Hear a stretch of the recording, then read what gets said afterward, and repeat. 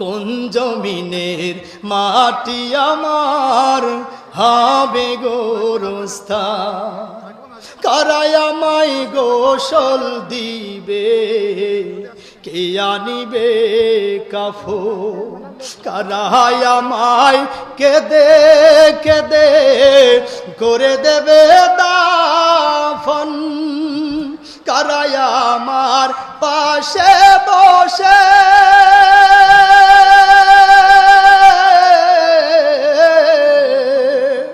কারাই আমার পাশে বসে শোনাবে কুরআন,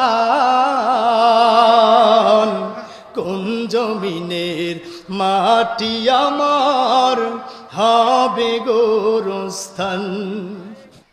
নাহমাদুহু ওয়া নাস্তাঈনুহু ওয়া নাস্তাগফিরুহ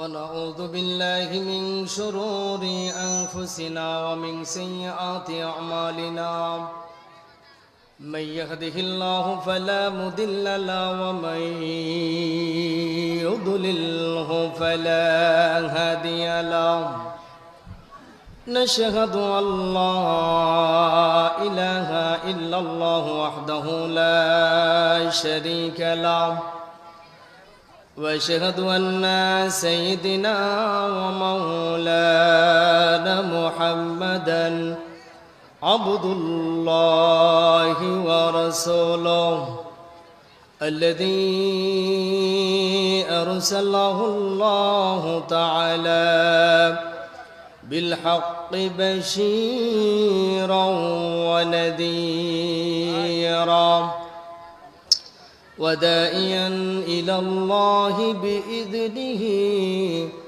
وسراجا وقمرا منيرا، أما بعد فأعوذ بالله من الشيطان الرجيم، بسم الله الرحمن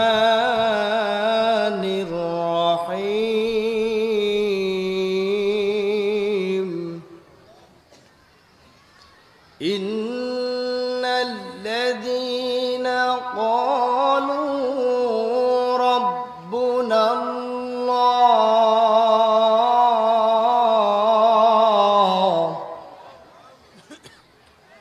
ثم استقاموا تتنزل عليهم الملائكة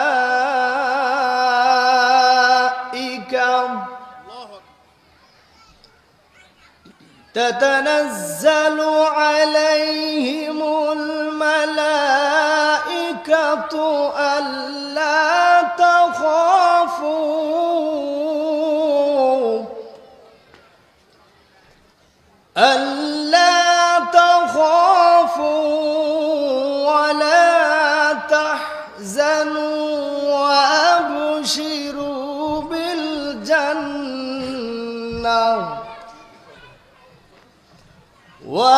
وأبشروا بالجنة التي كنتم توعدون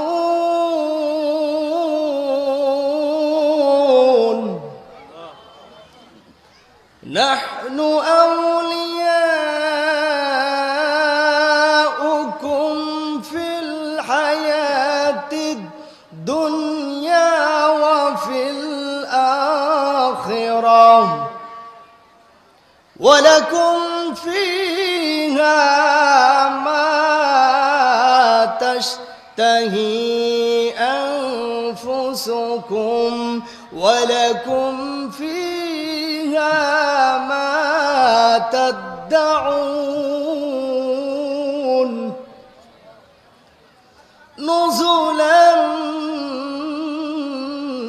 من غفور رحيم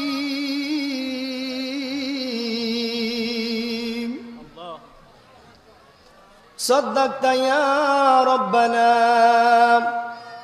أو كما قال النبي عليه الصلاة والسلام تركت فيكم أمرين لن تضلوا ما تمسكتم بهما كتاب الله وسنة رسوله أو كما قال النبي عليه الصلاة والسلام لا يؤمن أحدكم حتى أكون أحب إليه من والده وولده والناس أجمعين متفق عليه أو كما قال النبي عليه الصلاة والسلام لا إله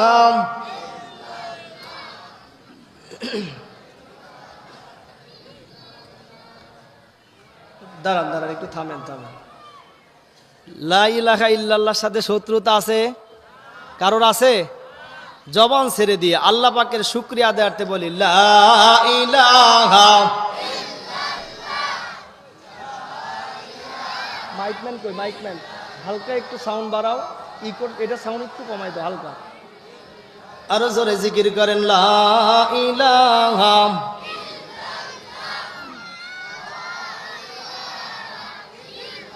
সদ সুরজার গ্রহ তারা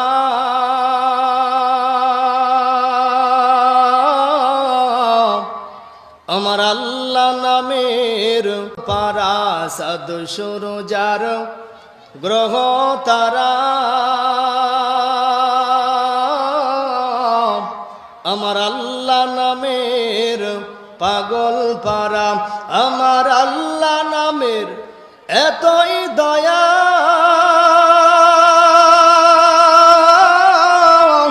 আমার আল্লাহ নামের এতই মায়া লুকিয়ে রাখছেন হে আল্লাহ। লা ইলাহা আর জোরে লা ইলাহা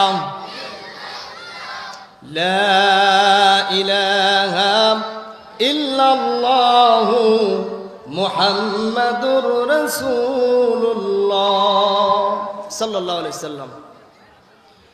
এলো কে কবর ধারে আধার চিরে চিনিস না কি রে ওকে ও মা আমিনার কোল জোরে চাঁদ জানিস না কি রে ওকে ও মা আমিনার কোল জোরে চাঁদ চিনিস না কি রে। মুতালিব আজকে কেন বেহুশ হেন বক্ষে খুশির বান বেদনার সুপ্ত ক্ষতে হাত বুলাতে কারে আগমন সাহারার হৃদয় ভরা ঝরনা ধারা বইল না কি রে ওকে ও মা আমিনার কোল জোরে চাঁদ চিনিস না কি রে। বাগিচায় ছন্দ বিলায় বুলবুলি গায় আজ সে দিওয়ানা চুমু খায় প্রেমের আশায় গভীর নেশায় পেই পরওয়ানা গোলাপের অধর ভরে খুশবু ঝরে রয় না বাকি রে ওকে ও মা আমিনার কোল জোরে চাঁদ চিনিস না কি রে এলো কে কবর ধারে আধার চিরে জানিস না কি রে ওকে ও মা আমিনার কোল জোরে চাঁদ চিনিস না কি রে। পরেন মারহাবা। আলহামদুলিল্লাহ, বাংলাদেশের ঐতিহ্যবাহী জেলা কুষ্টিয়া জেলার অন্তর্গত যুগিয়া রাস্তাপাড়া 2 দিন ব্যাপী 20তম সকল গোরস্থানবাসী রুহের মাগফিরাত কামনায় এক বিশাল ওয়াজ ও দোয়ার মাহফিল। আজকের মাহফিলের সম্মানিত প্রধান অতিথি জনাব মোহাম্মদ জাফর ইকবাল স্বত্বাধিকারী মেসার্স মতিন টোবাকো। আজকের মাহফিলের সভাপতি জনাব মোহাম্মদ আকরাম হোসেন বাবু, chairman modern plywood limited, 4 mile Mirpur Kushtia. আজকের মাহফিলের প্রধান অতিথি, বিশেষ অতিথি এবং সভাপতি সহ আজকের মাহফিলের প্রধান বক্তা মোহাম্মদ কবির বিন সামাদ, যশোর, চেয়ারম্যান ঠিকানা কালচার ফাউন্ডেশন। আজকের মাহফিলের আমার সামনে উপবিষ্ট সর্বস্তরের জনগণ এবং স্টেজে বসা ওলামায়ে কেরাম এবং পর্দার অন্তরালে আমার সম্মানিতা মা এবং বোনেরা, প্রত্যেককে আমার অন্তরের অন্তরস্থল থেকে শুভেচ্ছা জ্ঞাপন করছি। সেই সঙ্গে আপনাদেরকে সালাম দিচ্ছি, আসসালামু আলাইকুম ওয়া রাহমাতুল্লাহি তাআলা ওয়া বারাকাতুহু। আমার সাথে কি আপনাদের কারো শত্রুতা আছে? সালামের জবাব এত আসতে দিলেন। আমি আবার সালাম দিচ্ছি, জবান ছেড়ে অন্তরস্থল থেকে জবাব দিবেন, আসসালামু আলাইকুম ওয়া রাহমাতুল্লাহি ওয়া বারাকাতুহু।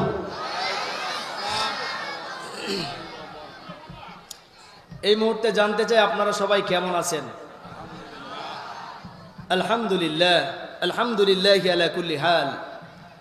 আমিও ভালো আছি আপনাদের দোয়ায়। আপনাদের জন্য দোয়া করে, দোয়া চেয়ে আল্লাহ পাকের দরবারে আমার জন্য একটু দোয়া করেন। সেই মহান রব যেন এমন কিছু কথা আমার জবান থেকে বের করে দেয় যেটা বক্তা শ্রোতা উভয়ের জন্যই দুনিয়া এবং আখিরাতের নাজাতের জারিয়া হয়ে যায়। পড়েন আমিন। যতটুকু সময় এখানে থাকবেন, ওয়ান কাইন্ড অফ তাফসির ক্লাস, এখানে তাফসির ক্লাস হবে। প্রত্যেকটা বিষয় শিক্ষণীয় কথা হবে। আপনি যদি বিবেক দিয়ে আকল দিয়ে বুঝতে না পারেন, শয়তান যদি আপনাকে ওয়াসওয়াসা দেয়, কালকে চা স্টলে বক্তব্য দিবেন যে অমুক জায়গায় মাহফিলে গিয়েছিলাম, দ্বিতীয় বক্তা মাওলানা এম তাজুল ইসলাম নাটোরি সাহেব কি বললেন কিছুই বুঝলাম না, আমার নামে সমালোচনার ঝড় তুলবেন। ঠিক কিনা বলেন? তাহলে মনোযোগ সহকারে শোনার দরকার আছে না নাই? এজন্য ডানে বামে যে ফাঁকা জায়গাগুলো আছে জমে জমে একটু বসেন, ডিস্টার্ব করা না লাগে। আলহামদুলিল্লাহ, আলোচনা শুরু হয়েছে, লোক এখন আসতেই থাকবে।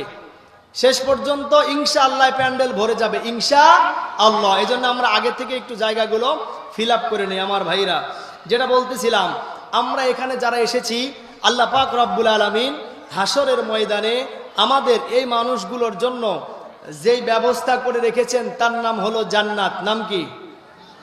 আয়াতে কারিমা তেলাওয়াত করেছি, রাসূলের হাদিস থেকে একখানে হাদিস তেলাওয়াত করেছি।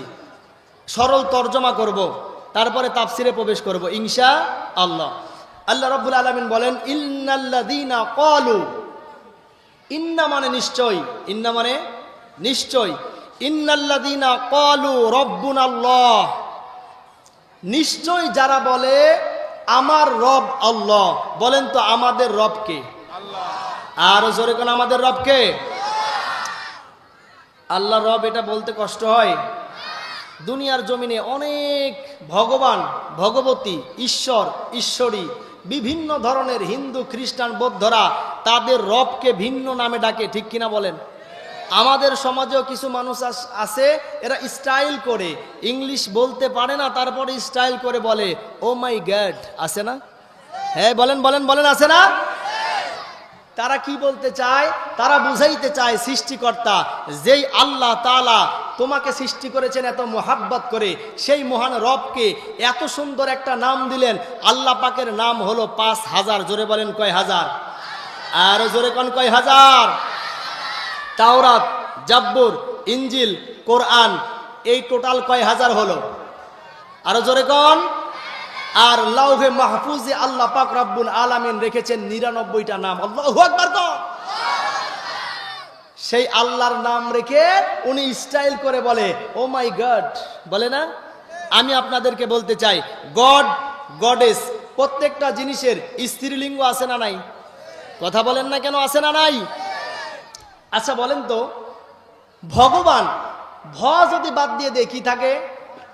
গবান। কি থাকে? গবান মানে মারো, ধরো, কাটো। বলেন তো আপনার কেমন রব, যেই রবের মারবে, কাটবে, ধরবে? তাহলে বুঝতে হবে ভগবান নামে কোনো আল্লাহ পাক রব্বুল আলামিনকে ডাকা যাবে। আবার অনেকে বলে ঈশ্বর, ঈশ্বরের স্ত্রীলিঙ্গ আছে, আছে না? ঈশ্বরের স্ত্রীলিঙ্গ কি? ঈশ্বরী। ভগবান, ভগবতী, প্রত্যেকটার স্ত্রীলিঙ্গ আছে। আমার আল্লাহর কি কোনো স্ত্রীলিঙ্গ আছে? বলেন বলেন, আছে? কোরআন বলছে কুল হু আল্লাহু আহাদ আল্লাহুস সামাদ লাম ইয়ালিদ ওয়া লাম ইউলাদ ওয়া লাম ইয়াকুল লাহু কুফুয়ান আহাদ। আল্লাহু আকবার। আমার রবের নাম একটাই, আল্লাহ তাআলা দুনিয়ার জমিনে যত নাম দিয়েছেন, মানুষ যখন বিপদে পড়ে আল্লাহর নাম আল্লাহ বলার সঙ্গে সঙ্গে অন্তরের মধ্যে একটা প্রশান্তি আছে না নাই? আর জোরে কোন আছে না নাই? একবার মোহাব্বতে বলেন না আল্লাহ, আর একবার মোহাব্বতে বলেন না আল্লাহ। আমার ভাইরা, দুনিয়ার জমিনে যত নাম তেলাওয়াত করবেন, যত নামে ডাকবেন, এই যে মধুর একটা নাম, সেটা হলো আল্লাহ। আল্লাহ নাম ব্যতীত অন্য কোন নামে এত মজা পাওয়া যায় না, ঠিক কিনা কন? আমার ভাইরা, যেটা আপনাদেরকে বুঝাইতে চাচ্ছি, তাহলে হাদিসটা হলো লান তাদিল্লু মা তামাসসাকতুম বিহিমা কিতাবাল্লাহ ওয়া সুন্নাত রাসূলি। তোমাদের মধ্যে দুটো জিনিস রেখে গেলাম। আল্লাহর নবী বলতে পারতেন তোমাদের মধ্যে আমি আবু বকরকে রেখে গেলাম, নবীজি বলছে। বলেন বলেন, বলছে। আল্লাহর নবী বললেন দুইটা জিনিস তোমার মধ্যে রাখতে হবে, জীবনে কোনোদিন পথভ্রষ্ট হবে না। একটা হলো লান তাদিল্লু মা তামাসসাকতুম বিহিমা কিতাবাল্লাহ, এক নাম্বার হলো কিতাব, দুই নাম্বার হলো রাসূলের সুন্নাত। বলেন তো, যতদিন পর্যন্ত কোরআন কিতাবটা বুকের মধ্যে থাকবে, অন্তরে থাকবে, সংসদে থাকবে, ততদিন পর্যন্ত ওই মানুষ কোনোদিন পথভ্রষ্ট হবে না, ঠিক কিনা কন? কুল্লাউ কানাল বাহরু মিদাদাল লিকালিমাতি রাব্বি লানাফিদাল বাহরু ক্বাবলা আন তানফাদা কালিমাতু রাব্বি ওয়ালাউ জি'না বিমিথলিহি মাদাদা। কুল্লাউ কানাল বাহরু মিদাদাল লিকালিমাতি রাব্বি, আল্লাহ তাআলা বলেন, বিশ্বনবীকে জানায় দিলেন, নবীজি আপনার রবের যদি প্রশংসা করতে চান, সমুদ্র, সমস্ত সমুদ্রের পানিগুলোকে যদি কালি বানিয়ে দেন, আর এই কালি দিয়ে যদি লেখা শুরু করেন, রবের নাম লেখা শেষ হবে না, সমুদ্রের কালিগুলো ফুরায় যাবে। সুবহানাল্লাহ কোন? দ্বিতীয় নাম্বার, ইয়া রাসূলুল্লাহ, ইয়া হাবিবাল্লাহ, আবার যত সমুদ্র আছে পানিগুলো যদি শুকায় যায়, আবার যদি পানি দ্বারা ভরপুর হয়ে যায়, আবার যদি আল্লাহর নাম লেখা শুরু করেন, ওয়াল্লাহি এভাবে কিয়ামত পর্যন্ত চলতে থাকবে, তাও আমার রবের শুকরিয়া আদায় করা শেষ হবে না। কথা বলেন ঠিক কিনা? আল্লাহু আল্লাহু কি যে মধুর নাম, বলেন আল্লাহু আল্লাহু কি যে মধুর নাম। ধরার তামাম মনি মুকুতাই পান্না হীরা সোনা দানাই হয় না তার দাম। আল্লাহু আল্লাহু কি যে মধুর নাম, আল্লাহু আল্লাহু কি যে মধুর নাম। পড়েন আল্লাহু আকবার। তাহলে সেই রবের কোরআন থেকে কথা হবে, কোনো বাতিলদের চক্ষু থেকে আমরা ভয় পাবো না। কথা বলেন ঠিক কিনা? আমার ভাইরা, আমি আপনাদেরকে বলবো, আস্তে আস্তে বলবো, একটু সময় দেন। শুরুতে আমাকে একটু স্টেজটাকে মাথায় নিতে হবে, ঠিক কিনা বলেন? না হলে মনে করবেন হুজুর কি আলোচনা করে আমরা জানি না। আমার ভাইরা, এখানে যারা আসছেন নিয়ত সহি আছে তো? বলেন বলেন, নিয়ত সহি আছে তো? কে কোন নিয়তে নিয়ে আসছেন বলেন তো? তবারকের উদ্দেশ্যে কে কে আসছেন হাত তোলেন। আলহামদুলিল্লাহ, সবাই ওয়াজ শুনতেছে, মনোযোগ আছে ইনশাআল্লাহ। আল্লাহ পাককে দেখানোর উদ্দেশ্যে, কোরআনের মাহফিল বাস্তবায়নের উদ্দেশ্যে কারা কারা আসছেন দুহাত তুলে আল্লাহকে দেখান। লিল্লাহি তাকবীর, হাত নামান। আমার ভাইরা, তাহলে আপনাদের কাছে প্রথমে একটা প্রশ্ন ছুড়ে দিতে চাই। অনেকেই মনে করে হুজুরদেরকে ঠেকানোর জন্য, হুজুরদেরকে অপমানিত করার জন্য, লাঞ্ছিত করার জন্য কিছু কিছু জায়গায় কিছু কিছু ভাবে আমি দেখেছি তাদেরকে অপমানিত করার জন্য সাধারণ মানুষগুলো লেগে থাকে, ঠিক কিনা? এই এলাকায় নাই, আমাদের এলাকার কথা বলছি। আছে আছে আছে আছে। তেমনি ভাবে ইমামে মালিক রহমতুল্লাহ আলাই, তার কাছে যাইয়া একজন ব্যক্তি বলতেছে, আচ্ছা হুজুর বলেন তো, বাথরুম যে করে মানুষ, বাথরুমের স্বাদ মিঠা না টক? আচ্ছা বলেন তো, সকালবেলা ঘুম থেকে উঠে কেউ যদি এরকম আজগবি প্রশ্ন করে, মেজাজ গরম হবে না? বলেন বলেন বলেন, হবে না? কি প্রশ্ন? বাথরুম টক না মিঠা? এই প্রশ্নের কোনো জবাব আছে? হুজুর কি বলবেন? বলছে আচ্ছা ঠিক আছে, বাথরুম তো টেস্ট করা লাগবে, এখনো তো টেস্ট করি নাই, আগামীকালকে সকালবেলা আইসেন, টেস্ট করে আপনাকে বলবো বাথরুম মিঠা না টক, ঠিক কিনা বলেন? আমার ভাইরা, পরের দিন কৌতূহল জাগছে, নিশ্চয়ই হুজুর তো খাইয়ে টেস্ট করবে, আর টেস্ট করলে আমাদের চিন্তা ভাবনাটা সাকসেস হবে। আমার ভাইরা দ্বিতীয় দিন যায় বলতেছে, হুজুর টেস্ট করা কি হয়েছে, বলেন তো টক না মিষ্টি? আচ্ছা আপনারা উত্তরটা দিতে পারবেন? বলেন বলেন, পারবেন? কেউ যদি বলে টক, বিপদে পড়ে যাবে, কারণ ওই ব্যক্তি তো টেস্ট করে দেখে নাই, ঠিক কিনা গণ? কেউ যদি বলেন মিঠা, ওরও বিপদ আছে না নাই? কারণ ওই ব্যক্তি তো টেস্ট করে দেখে নাই। আমার ভাইরা, কিন্তু আল্লাহ পাক রব্বুল আলামিন এমন কিছু কিছু জায়গায় আলেমদের আকল বিবেক তৈরি করে দেয়, যেটা কাফের বেঈমানরা কোনোদিন কল্পনা করে নাই, ঠিক কিনা কয়? কিন্তু টান টান দেন নাই, হচ্ছে না, মহিলা টানেন সব দাঁড়াজ বাইরে। আচ্ছা আমার ভাইরা, অনুগ্রহপূর্বক মহিলাদেরকে সামনের দিকে ডানে চেপে আসতে বলবেন। ডানে ডানে, ডান কোন পাশে? আপনারা যে পাশে বসে আছেন ডান পাশে চেপে যান। জায়গা যদি না হয়, আর মাঠ বিকল্প আছে, মাঠ আর একটা বিকল্প আছে। আচ্ছা আপনারা চেপে চেপে বসেন, শীতের রাত্র চেপে বসলে একটু আরাম লাগবে, ঠিক কিনা? আমার ভাইরা আর ডিস্টার্ব করেন না, আলোচনার মধ্যে বারবার চিঠি আসলে ডিস্টার্ব হয় কি হয় না? কারণ ব্রেন থেকে কথাগুলো একের পরে আসতে হয়, সাজায় গোছায় বলতে হয়, কারণ এই জায়গাটা এমন একটা জায়গা, ওয়ান কাইন্ড অফ তাফসির ক্লাস।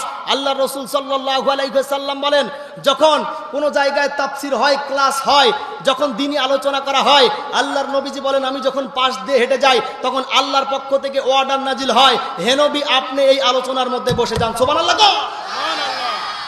তাহলে এই জায়গা কি সাধারণ জায়গা মনে করছেন? হ্যাঁ আমার ভাইরা, এবার সাতদের কথা মনে আছে তো? এখনই বলবো না শেষে বলবো? আমার ভাইরা প্রত্যেকটা টপিক একটা একটা করে আগাবেন, এখান থেকে কিছু নিয়ে যাবেন ইনশাআল্লাহ। গতানুগতিক তাফসির করি না, ইনশাআল্লাহ এই জায়গা থেকে 10টার উপরে যদি মেসেজ আপনাদেরকে দিতে না পারি, ওয়াল্লাহি হাসরের ময়দানে জবাবদিহি করা লাগবে। কারণ আপনারা জানেন এটা কোরআনের মঞ্চ, তাফসিরের মঞ্চ। এখান থেকে মানুষের জীবন কিভাবে পরিবর্তন হবে, কিভাবে সংসদ পরিবর্তন হবে, কিভাবে মুসলমানরা ইহুদি খ্রিস্টানদের কাছ থেকে মার থেকে বাঁচবে, এজন্যই দেওয়া হয় তাফসির মাহফিল। কথা বলেন ঠিক কিনা? এটা আউল ফাউল কোনো মঞ্চ? বলেন বলেন, আউল ফাউল কোনো মঞ্চ না। আমার ভাইরা, তাহলে সর্বপ্রথম কুরবানি দিয়েছেন কে বলেন তো? বলেন বলেন বলেন। কোরআন বলছে, ওয়াতুলু আলাইহিম নাবা বানাই আদম বিল হক ইয ক্বাররাবা কুরবানান ফাতুকবিলা মিন আহাদিহিমা ওয়া লাম ইউতাকাব্বাল মিনাল আখার ক্বালা লাআকতুলান্নাকা ক্বালা ইন্নামা ইয়াতাকাব্বালুল্লাহু মিনাল মুত্তাকিন।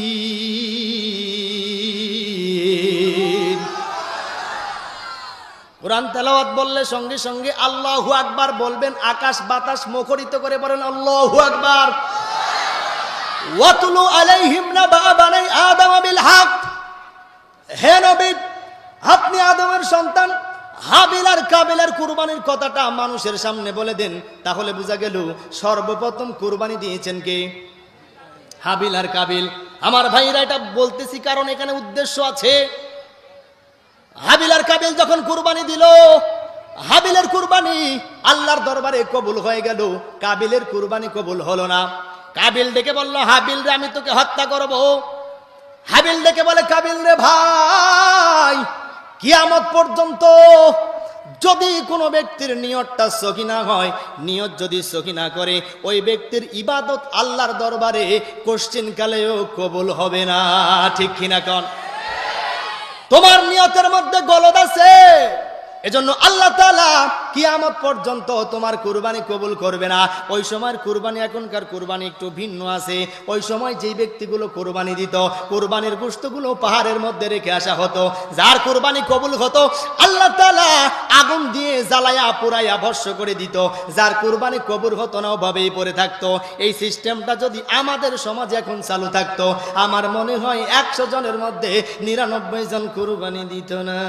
ঠিক কিনা কর? কারণ সুদের টাকা আছে না নাই? টেবিলের নিচ দিয়ে ঘুষের টাকা আছে না নাই? ভাই ভাইকে হত্যা করে তার সম্পদ ভোগ করেছে, এমন মানুষও আছে না নাই? রাস্তার টেন্ডারবাজির টাকা মেরে হজে গিয়েছে, এমন মুসলমানও আছে না নাই? ব্রিজ নাম করেছে, ব্রিজের রডের বদলে কি দিয়েছে? আরো জোরে কন। তাহলে বাঁশের টাকাও আছে না নাই? আল্লাহ বললেন, না না, এই টাকা দিয়ে মসজিদ, মাদ্রাসা, ঈদগাহ আর হজ করলে কোশ্চিন কালেও কবুল হবে না। ঠিক কিনা কন? কোরআন বলছে, কুল ইন্না সলাতি ওয়া নুসুকি ওয়া মাহইয়ায়া ওয়া মামাতি লিল্লাহি রাব্বিল আলামিন।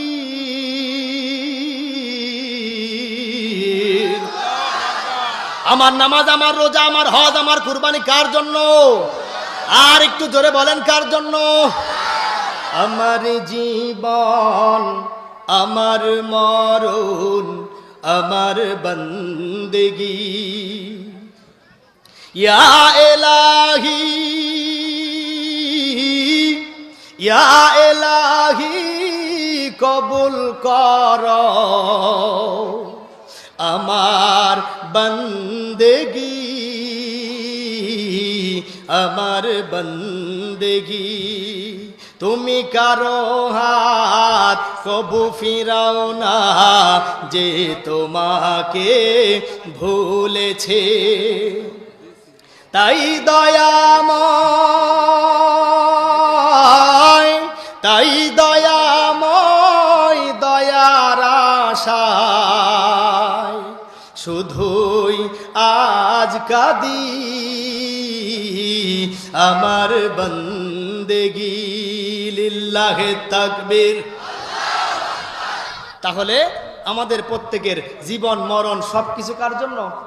তাহলে নিয়ত সহি করে বসে আছেন তো ইনশাআল্লাহ আমার ভাইরা? এর মধ্যেও আবার আল্লাহ বললেন, ইয়া রাসূলুল্লাহ, ইয়া হাবিবাল্লাহ, আপনাকে বলে দিতে চাই, যেই মানুষগুলো এখানে বসে আছে, এই মানুষগুলো এর মধ্যে আবার 3 প্রকারের মানুষ আছে। কয় প্রকার? এখন আপনার সঙ্গে মিলান, কারো সঙ্গে মিললে আমার কিছু করণীয়? আয়াত বাদ দেব? কোরআন বলছে, ইন্নামাল মুমিনুনাল্লাযীনা ইযা যুকিরাল্লাহ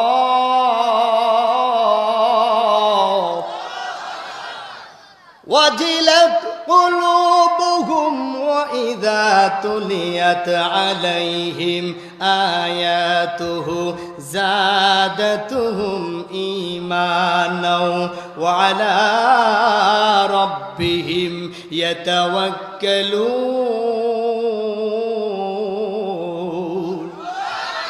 ওয়া ইযা তুলিয়াত আলাইহিম আয়াতুহু যাদাতুহুম ঈমানা। আল্লাহু আকবার কর। হে নবী, আপনি দেখবেন যখন মানুষগুলোর সামনে কোরআনের তেলাওয়াত করা হবে, কোরআন দিয়ে যখন মানুষদেরকে ডাকা হবে, ওয়াইদা তুলিয়াত আলাইহিম আয়াতুহু যাদাতহুম ঈমানা, ওই ব্যক্তির ঈমানের ভোল্টেজ বেড়ে যাবে। সুবহানাল্লাহ কোন? এই ভোল্টেজ বাড়ে বাড়ে, কোরআনের আলোচনা শুনলে ভোল্টেজ বাড়ে। একটা প্রমাণ দেখাবো আপনাদেরকে, দেখাবো। আমার কাছে কয়েক রকমের তেলাওয়াত আছে আমার ভাইরা। আমি প্রথমে তেলাওয়াত করব, বিবাহিত যুবক যারা আছেন, অবিবাহিত যারা আছেন, তারা প্রথমে তাকবীর দিবেন। কারা দিবেন? অবিবাহিতের হাত তোলো তো, হাত তোলো দেখি। এবার হাত নামাও। বিবাহিতের হাত তোলেন তো। বিবাহিতর পরিমাণ কম, তারপরেও ভোল্টেজ আছে না নাই? আচ্ছা, প্রথমে তাকবীর দিব, কোরআন তেলাওয়াত করব, তাকবীর দিবেন অবিবাহিতরা। কারা বলেন, বলেন কারা? আচ্ছা, দেখি কেমন তাকবীর দিতে পারেন। একটু গলাটা কাজটা দিয়ে নেন। বিসমিল্লাহির রহমানির রহিম। বিসমিল্লাহির রহমানির রহিম। রহমান।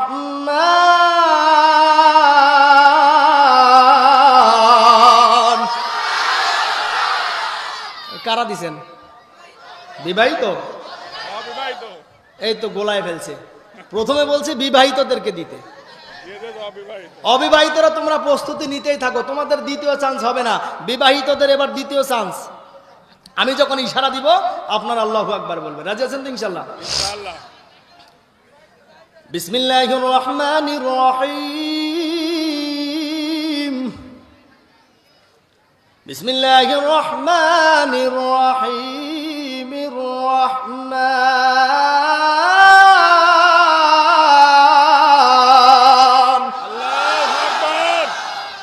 আলহামদুলিল্লাহ।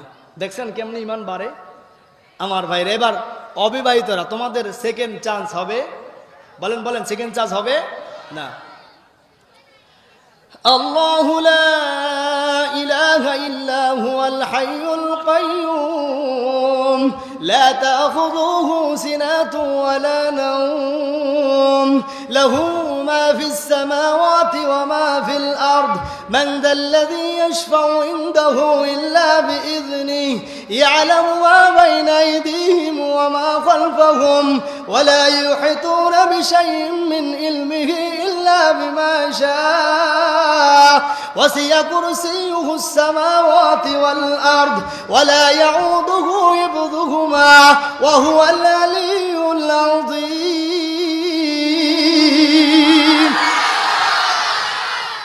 আলহামদুলিল্লাহ। অবিবাহিতরাই জয়যুক্ত হয়েছে, ঠিক কিনা? বিবাহিতদের রাগ করার কিছু নাই, কারণ আমি তো আপনাদের দলে আছি, ঠিক কিনা? কারণ আমার ভাইরা যেটা বলতেছিলাম, ইমানের ভোল্টেজ বেড়ে যায়। মুসলমান ভাইরা রে আমার, যেহেতু পাশে গোরস্থান ঈদগাহ, আপনাদের জন্য কিছু দুনিয়াদারির বাদ দিয়ে আখেরাতের কিছু টিপস দিব। পরবর্তীতে দুনিয়াদারিরও টিপস দিব, শুনবেন কিনা? আরো জোরে কন, আরো জোরে। কোরআন বলছে ওয়াকাদা রাব্বুকা আল্লা তা'বুদু ইল্লা ইয়াহু ওয়া বিল ওয়ালিদাইনি ইহসানা। আল্লাহু আকবার। আল্লাহ বললেন আমার আনুগত্যের পরে মা বাবার আনুগত্য করবে। বুঝে থাকলে বলেন তো সর্বপ্রথম আনুগত্য কার? আরো জোরে। তারপরে কার? মা বাবার।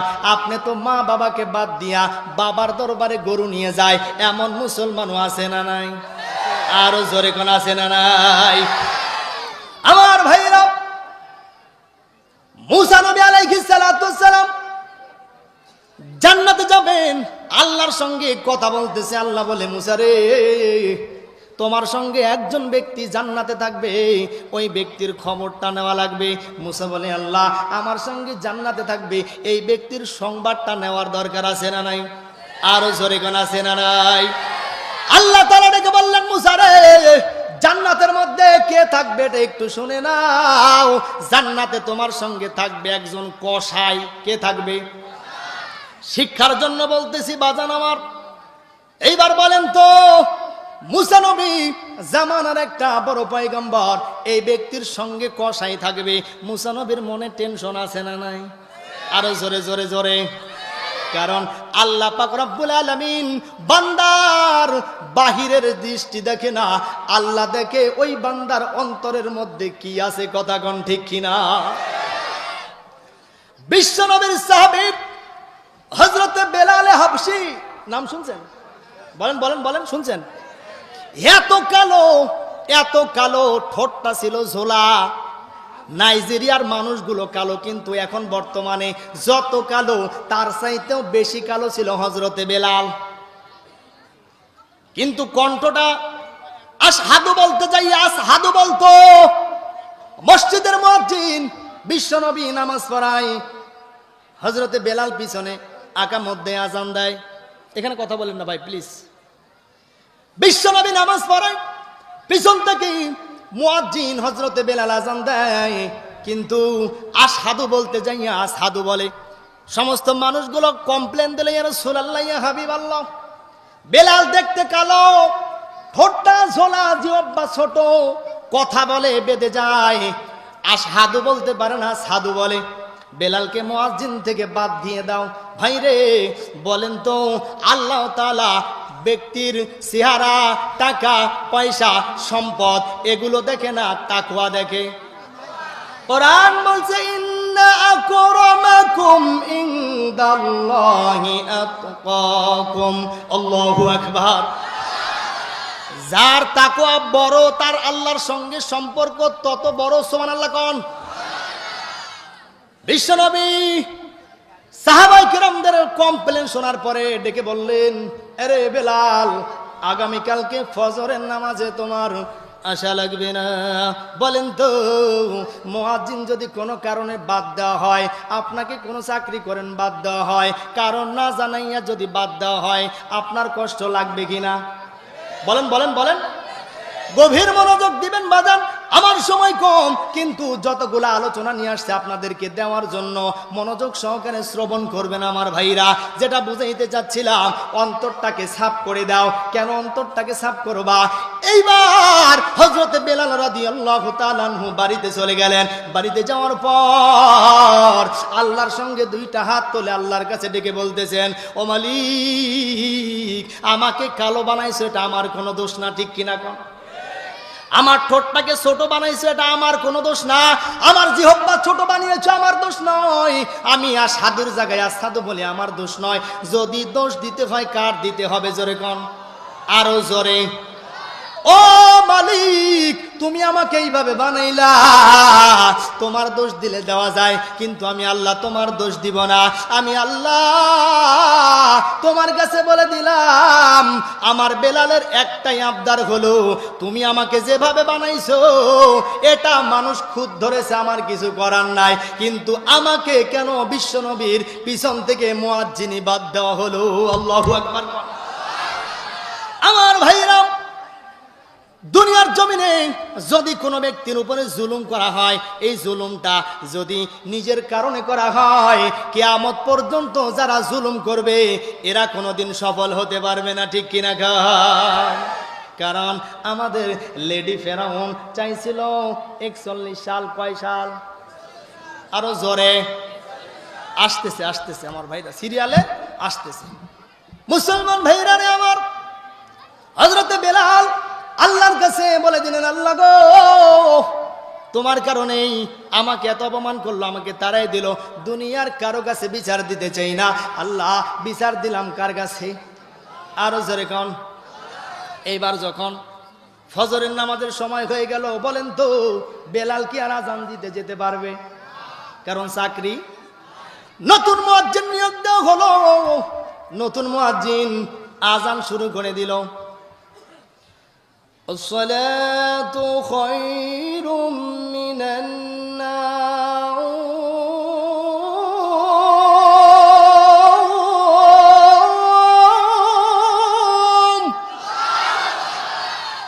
ভালো লাগে না খারাপ লাগে? আজান চলবে না চলবে না? আমার ভাইরা, ভারতবর্ষে প্রোগ্রামে গেলাম প্রতি বছর, আলহামদুলিল্লাহ আপনাদের দোয়ায় ভারতে প্রোগ্রাম থাকে। এই বছর 10টা প্রোগ্রাম ছিল, কিন্তু ভিসা নাই, এজন্য যেতে পারি নাই। আলহামদুলিল্লাহ, আল্লাহ পাক কবুল করলে এরপরে যাবো ইনশাআল্লাহ। ওখানে যখন গেলাম, ইউটিউবে আমার আজান দেখেছে, আমাকে বলল, হুজুর রাত তখন 1:30 বাজে, একটু আজান শোনান। পাশে থেকে আমার বন্ধু বলছে যে আজান শোনালে বাংলা ইন্ডিয়ান রুপি লাগবে, রুপি বাংলাদেশি টাকা, ঠিক কিনা কোন? এই 1:30 বাজে আজান শুনে 12,000 টাকা হাদিয়া উঠেছে ইন্ডিয়ান রুপি। সুবহানাল্লাহ। আমার ভাইরা, এই যে আজান দিলাম, আপনি জানেন এই আজানটা আল্লাহর আরশে আজিম পর্যন্ত পৌঁছে যায়। বিশ্বাস হয় না? বিশ্বাস হয় না? সর্বপ্রথম চাঁদের মাটিতে পা রেখেছিলেন, তার নাম কি? বলেন বলেন বলেন। এজন্যই তাফসির মাহফিলে আসতে হয়। সর্বপ্রথম চাঁদের মাটিতে পা রেখেছিলেন নীল আর্মস্ট্রং। নাম কি? যখন মিশরের আল আজহার বিশ্ববিদ্যালয়ে কনফারেন্স হলো আজান কিভাবে আরশে আজিমে যায় শোনেন, প্রমাণ নেন। কনফারেন্স যখন শুরু হয়ে গেল তখন জোহরের নামাজের সময় আজান ভেসে আসলো। কোন নামাজ? আরো জোরে কোন? আল্লাহু আকবার, আল্লাহু আকবার, আল্লাহু আকবার,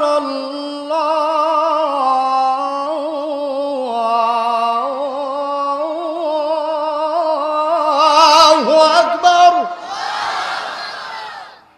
অনেকেই বলে এটা মক্কা মদিনার আজান। না, এটা মক্কা মদিনার আজান না, এটা আমাদের বাংলাদেশি আজান। কারি ওবায়দুল্লাহ সাহেব কি সুন্দর কণ্ঠটাকে কাঁপায়া কাঁপায়া এভাবে বলে। দেখেন, রেডিও খুললে দেখবেন এভাবে ভেসে আসে। আশহাদু আল্লা ইলাহা ইল্লাল্লাহ,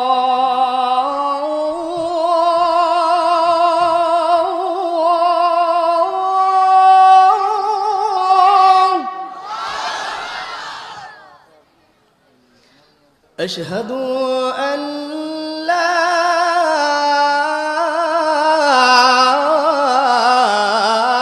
ইলাহা ইল্লাল্লাহ।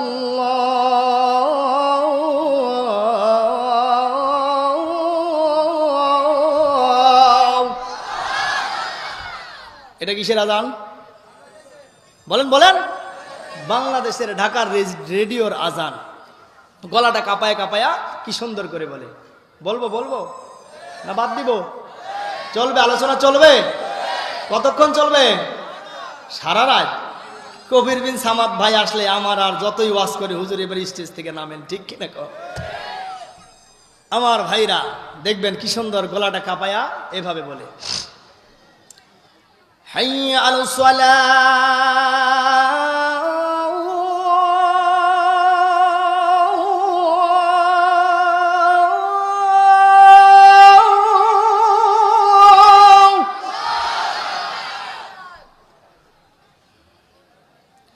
হাইয়া আলাস সালাহ।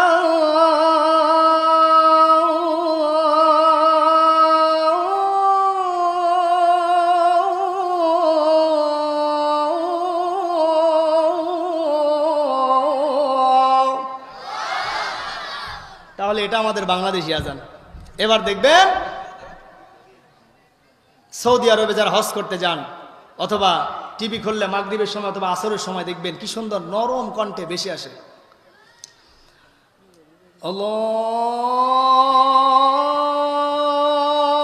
আল্লাহু আকবার, আল্লাহু আকবার,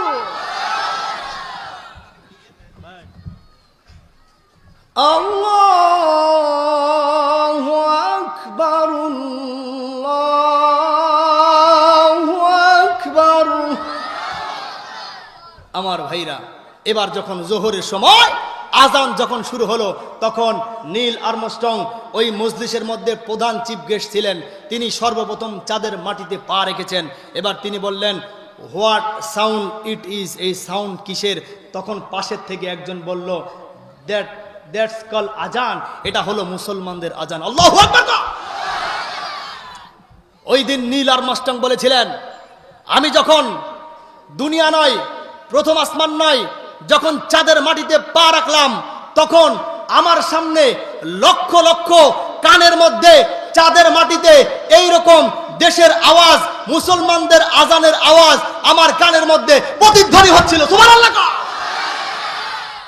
আমার ভাইরা, তাহলে আজান আরো সে যায়, বিশ্বাস হলো? বলেন বলেন, বিশ্বাস হলো? আমার ভাইরা, হযরতে বেলাল চিন্তা করলেন, না না, আল্লাহর কাছে বিচার দিয়ে দিলাম। এবার ফজরের নামাজের আজান শুরু হয়ে গেল। আসসালাতু খায়রুম মিনান নাওম, ঘুম থেকে নামাজ উত্তম, ঠিক কিনা কোন? আমার ভাইরা সবাই বলবেন, হুজুর জোহর পড়ি, আসর পড়ি, মাগরিব পড়ি, ঈশা পড়ি, কিন্তু ফজরটা একটু বাদ দিলে হয় না? আছে না নাই? কারণ ফজরের সময় শীত আছে না নাই? আমার ভাইরা, যুবক সন্তানদেরকে বলতে চাই, যুবককালে নামাজের মধ্যে চলে আসো, যুবককালে লেপটাকে ফালায় দাও। আল্লাহ তাআলা বলেন, কানাত লাহুম জান্নাতুল ফিরদাউস নুজুলা। যৌবনকালে যে ইবাদত করবা, এটার বিনিময়ে আল্লাহ জান্নাত দিবে। সুবহানাল্লাহ কোন। আমার ভাইরা, এবার মনে আছে না নাই, মুসা নবী আলাইহিস সালাতু ওয়াস সালামের সঙ্গে জান্নাতে কে থাকবে? কষাই কষাই, আর জোরে কোন। আর দ্বিতীয় নাম্বার, বাথরুমের টেস্ট মনে আছে না নাই? আমার ভাইরা, এইবার যখন ফজরের নামাজের আজান শুরু হয়ে গেল, আজান যখন শেষ হয়ে গেল, জিবরাইল আমিন বিশ্বনবীকে ডেকে বললেন, ইয়া রাসূলুল্লাহ, ইয়া হাবিবাল্লাহ, আজকে ফজরের নামাজের কি আজান হয় নাই? নবীজি বললেন, না না, আব্দুল্লাহ ইবনে মাসউদকে দিয়ে ফজরের নামাজের আজান দেওয়া হলো, কিন্তু জিবরাইল আমিন বলতেছে, ইয়া রাসূলুল্লাহ, এখন পর্যন্ত নতুন মুয়াজ্জিনের আজানটা আল্লাহর আরশে আজিমে যায় নাই। সমস্ত ফেরেশতাগুলো আজান শুনে নামাজ পড়ে। ইয়া রাসূলুল্লাহ, আপনি, আল্লাহ পাক আমাকে জানায় দিয়েছে, যতক্ষণ পর্যন্ত বেলাল আজান না দিবে ততক্ষণ পর্যন্ত সুবহে সাদিক হবে না। আল্লাহু আকবার কোন।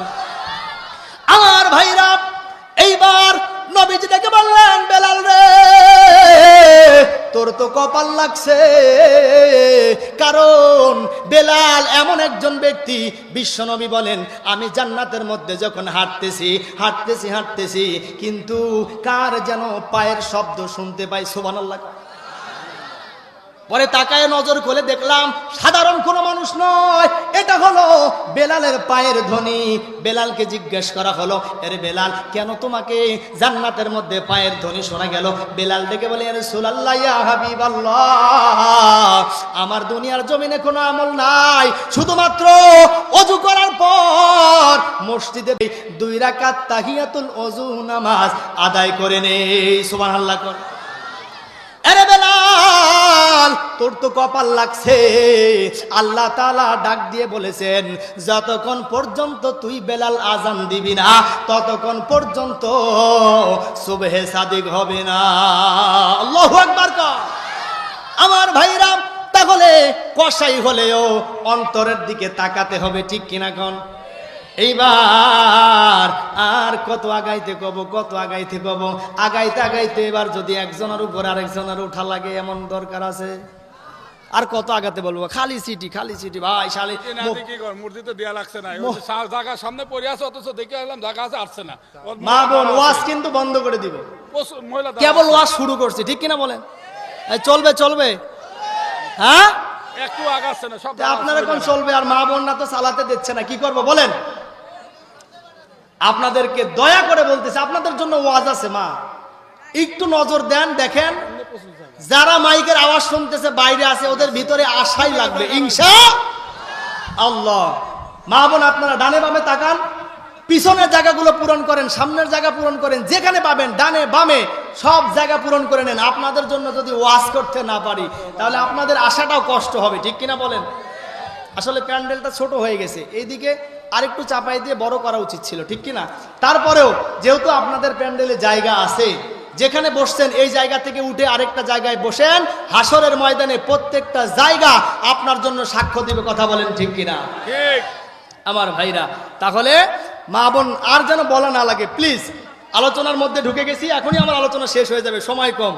যেভাবে আলোচনা শুরু করছি, মনে হয় আপনাদের যে অবস্থা, সারা রাত চললে কোনো কমপ্লেন, বলেন কমপ্লেন আছে? আমার ভাইরা, গভীর মনোযোগ দিবেন। মা, ছোট একটা নাম, কত মধু আল্লাহ দিয়েছেন। এবার আসেন, আল্লাহ তাআলা ডেকে বললেন, মুসা রে, তোমার সঙ্গে জান্নাতের মধ্যে এমন একজন ব্যক্তি থাকবে, এই ব্যক্তিটা হলো কসাই। মুসা নবী আলাইহিস সালাতু ওয়াস সালাম টেনশনে পড়ে গেল, কারণ কসাই আমার সঙ্গে জান্নাতে থাকবে, কারণ আল্লাহর ওলি মুসার সঙ্গে কসাই থাকবে, একটু টেনশন আছে না নাই? আমার ভাইরা, মুসা নবী আলাইহিস সালাতু ওয়াস সালাম আল্লাহর কাছ থেকে খবর নিয়ে ওই কসাইয়ের কাছে চলে গেল। দেখলো সকাল থেকে সন্ধ্যা পর্যন্ত এই ব্যক্তিটা মাপে ঝুঁকে কোনো কম দেয়, আরো জোরে কন, মাপে ঝুঁকে কম দেয়। আমাদের মধ্যে মাপ ঝুঁকি কম আছে না নাই? আরো জোরে কন। চাচা টুপি পরেছো, মাপের মধ্যে কম দাও, নামাজও পড়ো। চাচা পকেট থেকে আরেকটা টুপি বের করে বলে, ভাতিজা এটা হলো নামাজ পড়া টুপি, আর এটা হলো তেল বিক্রি করা টুপি। আস্তে কোন, আস্তে কোন, কথা বলেন ঠিক কিনা? আল্লাহ তোমাকে এমনি বরকত দেবে। আমার ভাইয়েরা, সময় সংক্ষিপ্ত হয়ে যাচ্ছে, নজর দেন। এইবার হযরতে মূসা নবী আলাইহিস সালাম চলে গেলেন। খবর নেওয়ার পরে দেখে সন্ধ্যা থেকে, সকাল থেকে সন্ধ্যা পর্যন্ত মাপে যোগে কোনো কম, আর জোরে কোন, কম নাই। এবার ডেকে বলতেছেন, হাতটা সুন্দর করে ডেকে বলে, ভাই আপনার সঙ্গে আমি একটু মেহমান হতে চাই। বলেন তো মূসা নবী আলাইহিস সালামকে চিনলে মেহমান বানাবে কি বানাবে না? চিনে না। তারপরে বললেন, আমার বাড়িতে তেমন কিছু নাই, ঠিক আছে আপনি মেহমান হতে চান, চলেন আমার সঙ্গে বাড়িতে যাই। মূসা নবী আলাইহিস সালাম বাড়িতে চলে গেলেন। আমার ভাইরা সংক্ষিপ্ত করে দিলাম। বাড়িতে যাওয়ার পর এইবার নজর করে দেখে এই ব্যক্তি পোটলার মধ্যে সামান্য কয়েক টুকরা গোশত নিয়েছে। কি নিয়েছে? আরো জোরে কন। সামান্য কয়েক টুকরা গোশত। এই কয়েক টুকরা গোশতগুলো ধোয়া শুরু করে দিল। এবার মনে করেছে আমি যেহেতু মেহমান, আমার জন্য গোশতগুলো রান্না হবে। কিন্তু না না, কিছুক্ষণ পর নজর করে দেখে যুবক সন্তানটা গোশত রান্না করলো। গোশত রান্না করার পর একটা ঘরের মধ্যে ঢুকে গেল। নজর করে, মিটি মিটি নজর করে হযরতে মূসা নবী আলাইহিস সালাম দেখলেন ঘরের মধ্যে বৃদ্ধা একজন মহিলাকে দেখা যায়। আল্লাহু আকবার। হযরতে মূসা নবী আলাইহিস সালাম নজর করে দেখলেন ওই বৃদ্ধা মহিলাকে সুন্দর করে হাত ধরে তুললো। মহিলাটার পা দুইটা অকেজ হয়ে গেছে, হাঁটতে পারে না, চলতে পারে না। হাত দুইটো ধোয় দিয়ে গোশতের টুকরা মার মুখের মধ্যে যখন তুলে দিল, মূসা নবী চিন্তা করলেন এই মহিলাটাকে, গোশতটা খাওয়া শেষ হয়ে গেল। মহিলা আল্লাহর কাছে হাত তুলে বললেন, আল্লাহ আমার সন্তান এই জামানার শ্রেষ্ঠ পয়গম্বর মূসা নবী আলাইহিস সালামের সঙ্গে জান্নাত দিয়ে দিও। সন্তানটা ডেকে বলতেছে, ভাই রে আপনি তো আমার পাশে আছেন, বলেন তো আমার মায়ের এই দোয়াটা কি আল্লাহর কাছে কবুল হবে? কোথায় আমি রাখাল, কোথায় আমি গোশত বিক্রেতা, আর কোথায় মূসা নবী আলাইহিস সালাম? আমার মায়ের এই দোয়াটাকে কি আল্লাহ কবুল করবে? মূসা নবী আলাইহিস সালাম চক্ষু দিয়ে দরদর করে পানি ছেড়ে দিয়েছে, আর ডেকে বলতেছে, ভাই রে আল্লাহ কবুল করবে কি? দোয়া কবুল হয়ে গেছে। সুবহানাল্লাহ। আমি জামানার পয়গম্বর, আমি হলাম মূসা নবী আলাইহিস সালাম। আমার আল্লাহ আমাকে জানাই দিয়েছেন, মূসা রে তোমার সঙ্গে জান্নাতের মধ্যে কসাই থাকবে। আরে ভাই তোমার মা দোয়া করার সঙ্গে সঙ্গে আল্লাহ পাক রব্বুল আলামিন কবুল করে নিয়েছে। সুবহানাল্লাহ। তাহলে মা বাবার দরকার আছে না নাই? দোয়ার দরকার আছে না নাই? কিন্তু আপনি তো বাবার দরবারে গরু নিয়ে যান, মা বাবাকে খেতে দেন না, মাকে শীতের রাত্র কম্বল দেন না, কষ্ট দেন, এমন মুসলমানও আছে না নাই? আমার ভাইরা মাকে কষ্ট দিলে আমাকে বলেছে, হুজুর মা বাবার একটু আলোচনা করবেন, সময় দিয়েছে কম, আলোচনা হয়ে গেছে বেশি, এরপরও চেষ্টা করতেছি। খারাপ লাগতেছে বাজান? আরো জোরে কোন খারাপ লাগতেছে? আমার ভাইরা এবার কিয়ামত পর্যন্ত যারা মা বাবার সঙ্গে বেয়াদবি করেছেন একটা টিপস নিয়ে যান, শুনে যান। আজকের পর থেকে যদি এই আলোচনাটা শোনা হয়, আমার মনে হয় যতদিন আপনার মা বাবা জীবিত আছে তাদের সঙ্গে অন্যায় হবে না, ঠিক কিনা কন? কারণ কোরআন বলছে, وَقَضَى رَبُّكَ أَلَّا تَعْبُدُوا إِلَّا إِيَّاهُ وَبِالْوَالِدَيْنِ إِحْسَانًا। আল্লাহর পরে কার দাম দিয়েছে জোরে কন? তাহলে মার দোয়া যদি কবুল হয়, মায়ের বড় দোয়া কবুল হয়, ঠিক কিনা কন? আমার ভাইরা পাশে আমাদের গোরস্থান, গোরস্থানের দিকে একটু নজর করে দেখেন, কারো মা, কারো ভাই, কারো বাবা, কারো আত্মীয় স্বজন আছে না নাই? আরো জোরে কন। বিশ্বনবী বুখারী শরীফ থেকে হাদিস বলছে, আমার ভাইরা জান্নাতুল বাকির মধ্যে নবীজি হাঁটতেছেন, এমন সময় দেখলেন একটা কবরের মধ্যে আগুন দেখা যায়। এই সমস্যা আমাদের এলাকায় আছে না নাই? কিন্তু আমাদের খালি চোখে আমরা দেখি, বলেন বলেন দেখি। নবীজিটাকে বললেন এই কবরের মধ্যে আগুন জ্বলতেছে, কার কবর, খবর নেওয়া হোক। ওই ব্যক্তির কাছে খবর নিয়ে সাহাবাই কেরামদেরকে পাঠিয়ে দিলেন। আমার ভাইরা গভীর মনোযোগ দেন। এবার সাহাবাই কেরাম বিশ্ব নবী সাল্লাল্লাহু আলাইহি ওয়াসাল্লাম যখন সাহাবীদেরকে বললেন এই কবরের মধ্যে আযাব হয়, এই বাড়িতে চলে যাও।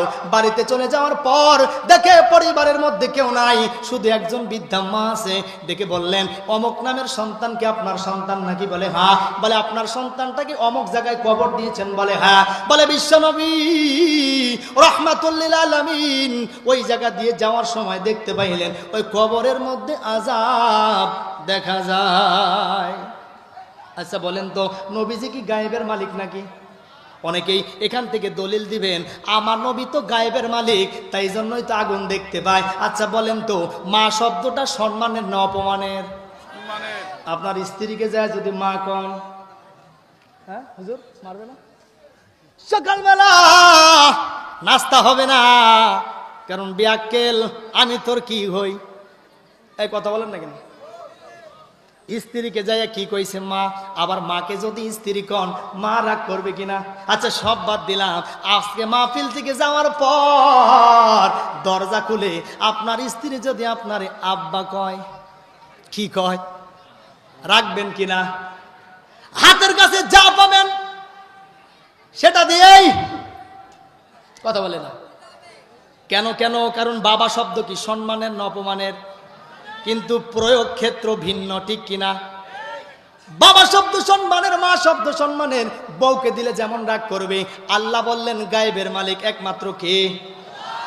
আলিমুল গায়বি ওয়াশ শাহাদাতি হু আর রহমানুর রহিম।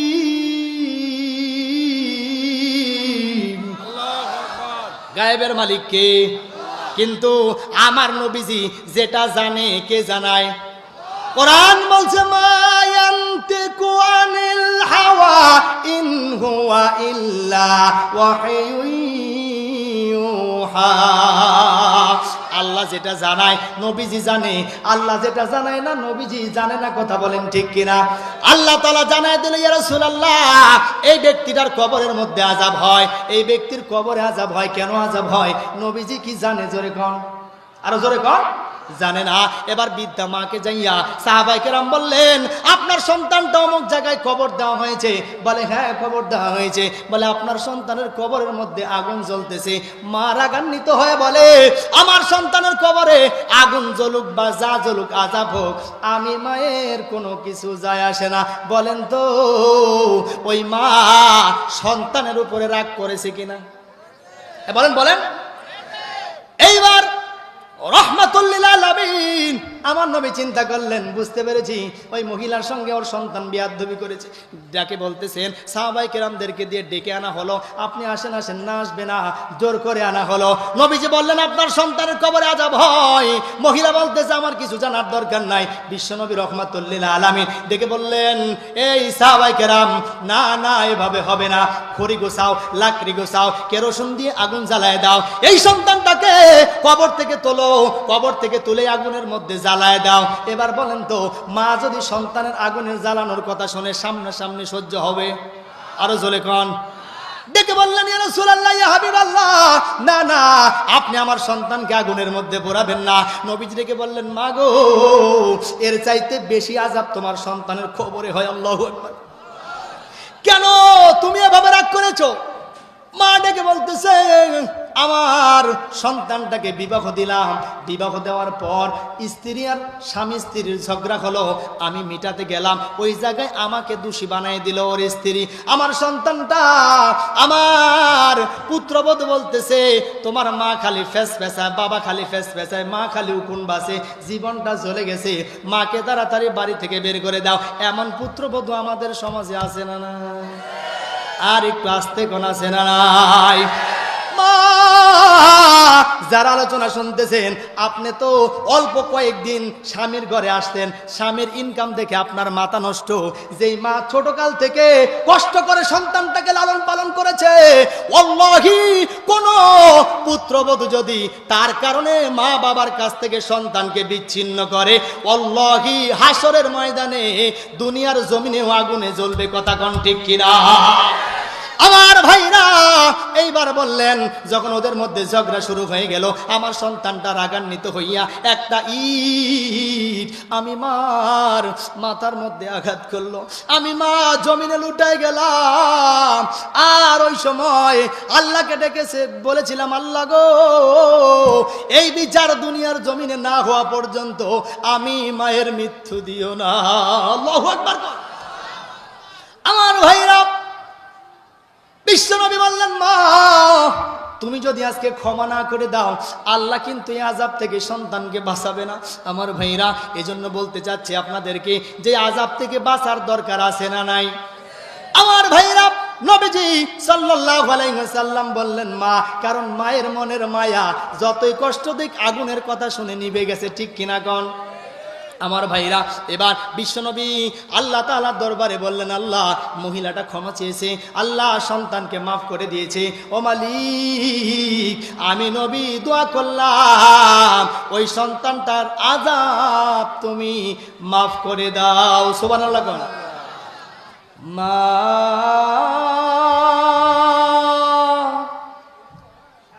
মা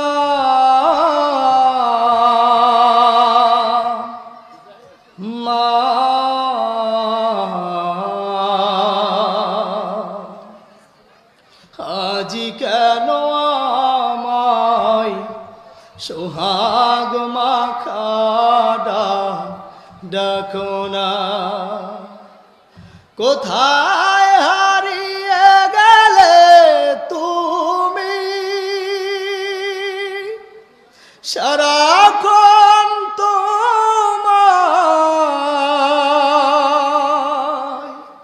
খুঁজি আমি, মা বলে এত ডাকি, মা বলে এত ডাকি, ডাকি শুনতে পাও না,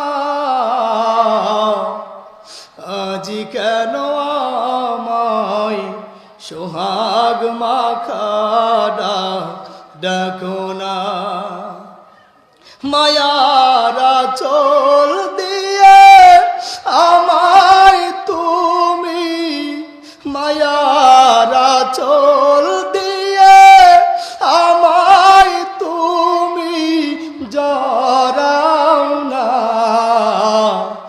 আজি কেন আমায় সোহাগ মাখা ডাকো না, আজি কেন আমায় সোহাগ মাখা ডাকো না। আল্লাহু আকবার। টাকা চাও, পয়সা চাও, সম্মান চাও, সম্পদ চাও, মার কদমে সেজদা দাও। মা যদি তোমার জন্য দোয়া করে আল্লাহর আরশে আজিমে পৌঁছে যায়। কথা বলেন ঠিক কিনা? তাহলে তৃতীয় নাম্বার হলো মা বাবার খেদমত। রাজি আছি তো ইনশাল্লাহ? রাজি আছেন তো ইনশাল্লাহ? এবার চতুর্থ নাম্বার হলো একটু কঠিন। চতুর্থ নাম্বার কি? একটু কঠিন। কারণ এতক্ষণ যে আলোচনা করছি সবার মানা সম্ভব, এখন যে আলোচনা করব অনেকের মানা সম্ভব হবে না। কিন্তু আমার ভাইরা, আমি আপনাদেরকে বুঝাইতে চাই, আপনার সন্তান যদি অসুস্থ হয়, কি হয়? ডাক্তার যদি 4টা প্রেসক্রিপশনে ওষুধ দেয়, 3টা ওষুধ মিষ্টি, 1টা ওষুধ তিতো, যেই তিতো অ্যান্টিবায়োটিক না খেলে আপনার সন্তানের অসুখ ভালো হবে না। আমার ভাইরা বলেন তো, আপনার সন্তান খেতে না চাইলেও আপনি জোর করে খাওয়াবেন কিনা?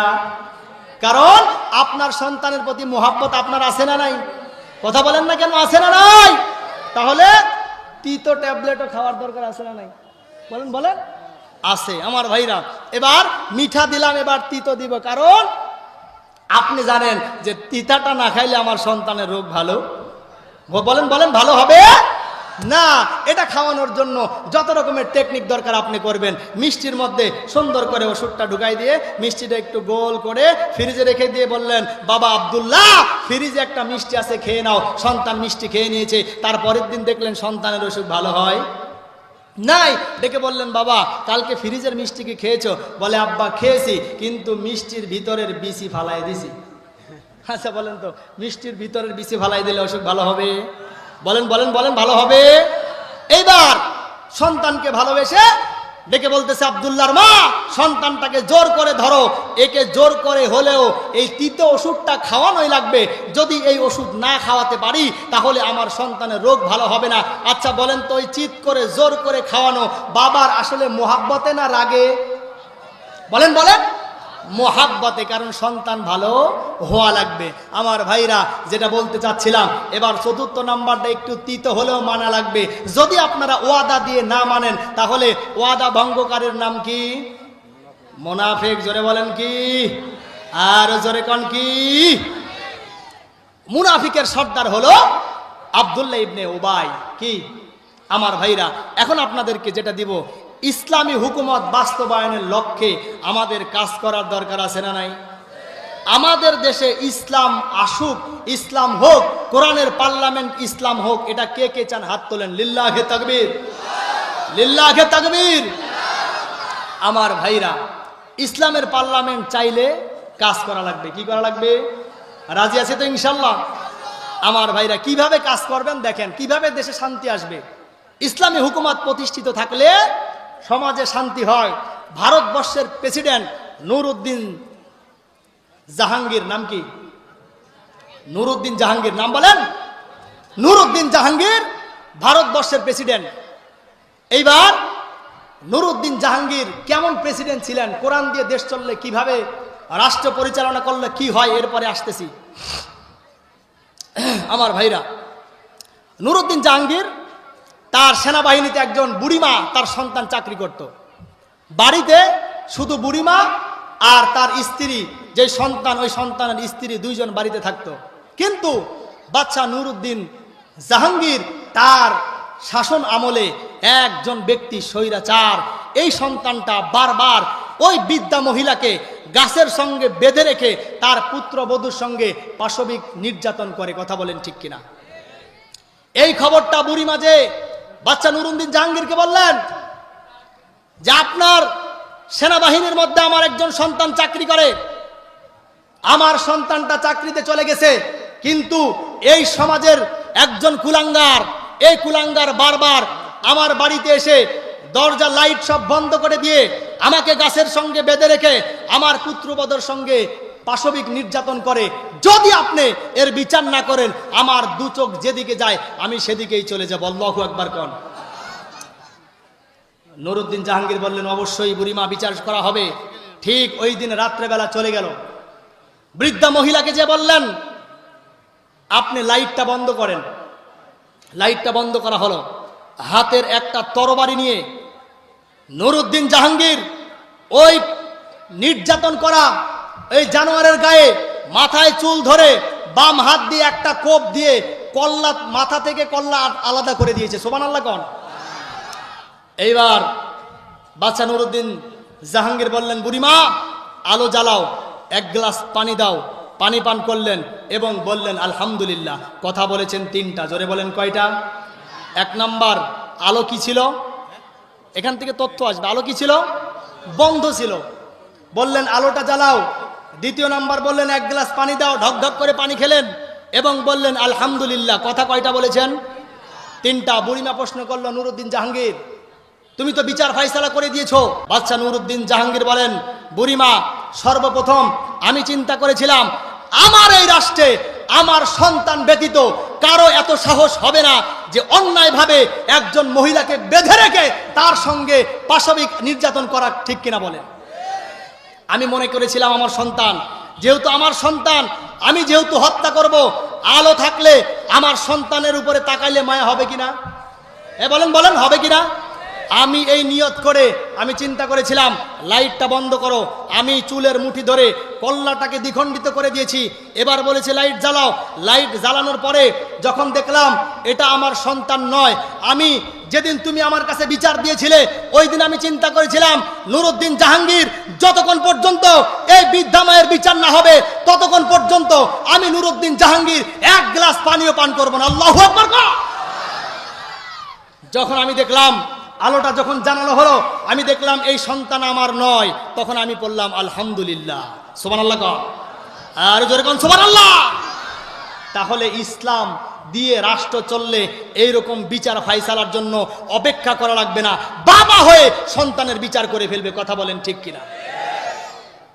আমার ভাইরা, এইবার আমাদের পার্লামেন্ট কোরআন দিয়ে হোক। কে কে চান হাত তোলেন, হাত তোলেন। আল্লাহ আকবার দেওয়ার দরকার নাই।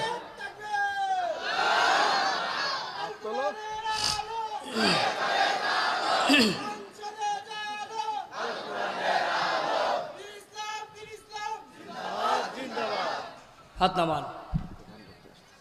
প্রধান বক্তা চলে আসতেছে, এই তৃতীয় সুন্নতটা দিয়েই শেষ করব ইনশাআল্লাহ।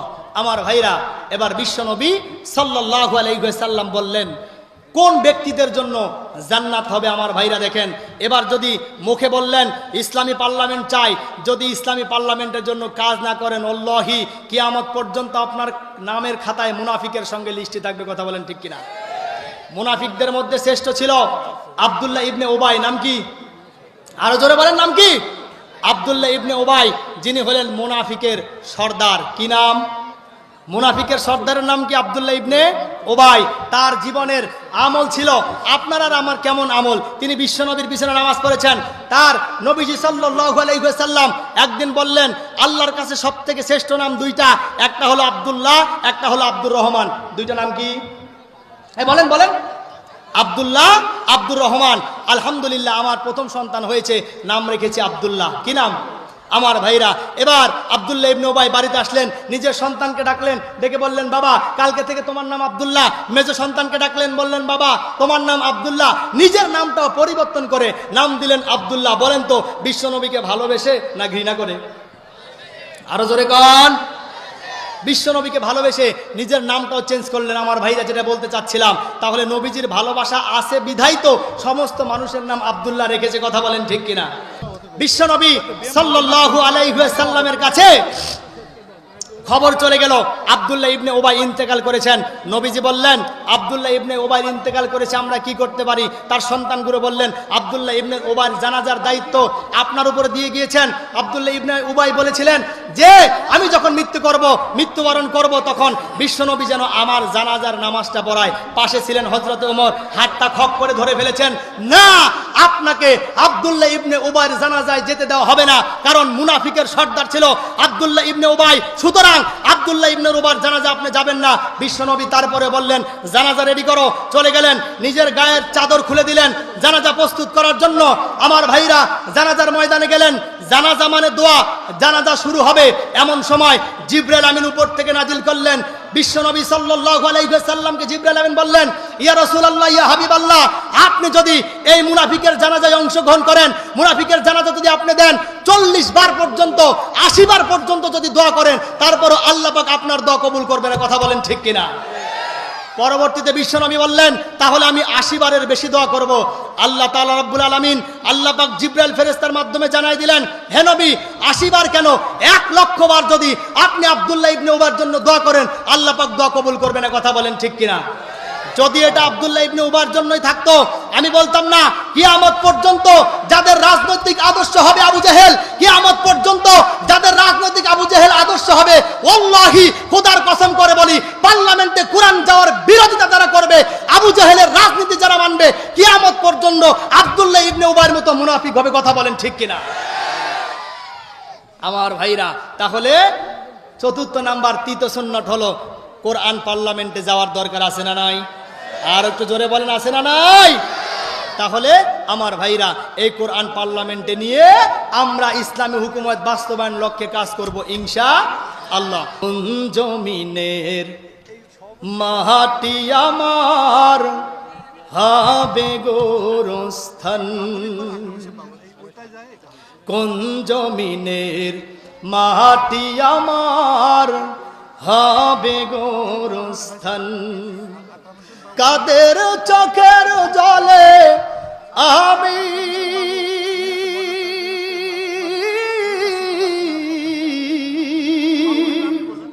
কাদের চোখের জলে আমি পাব পরিত্রাণ, কোন জমিনের মাটি আমার হবে গোরস্থান,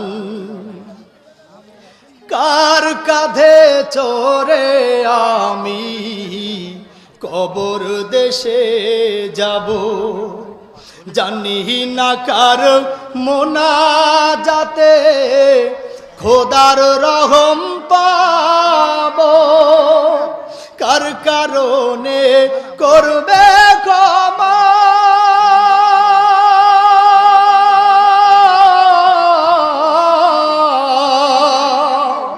কার কারণে করবে ক্ষমা, আল্লাহ মেহেরবান,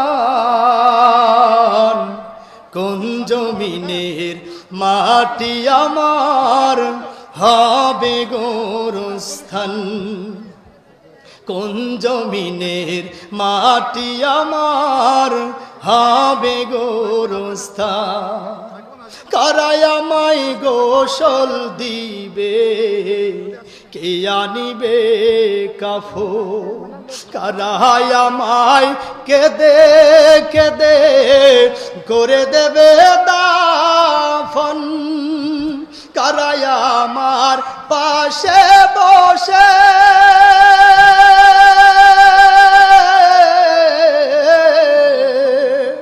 কারায় আমার পাশে বসে শোনাবে কুরআন, কোন জমিনের মাটি আমার হবে গোরস্থান, কোন জমিনের মাটি আমার হবে গোরস্থান, কোন জমিনের মাটি আমার হবে গোরস্থান। কোন জমিনের মাটি আমাদের গোরস্থান হবে আমরা কেউ জানি না। এজন্য আমার ভাইরা যতটুকু আলোচনা করলাম, আপনাদের কারো বন্ধু, কারো ভাই, কারো আত্মীয় স্বজন হিসাবে ক্ষমার দৃষ্টিতে দেখবেন ইনশাআল্লাহ। আর যে কথাগুলো বলেছি এগুলো বক্তা শ্রোতা উভয় যেন আমল করতে পারে সেই তৌফিক দান করেন, পড়েন আমিন। আমি আমার ভুল ত্রুটি ক্ষমা চেয়ে আমার বড় ভাইকে স্টেজ ছেড়ে দিয়ে এখনই আমি বিদায় নিচ্ছি। আপনাদের কাছে দোয়া চেয়ে দোয়া করে আসসালামু আলাইকুম ওয়া রাহমাতুল্লাহি তাআলা ওয়া বারাকাতুহু।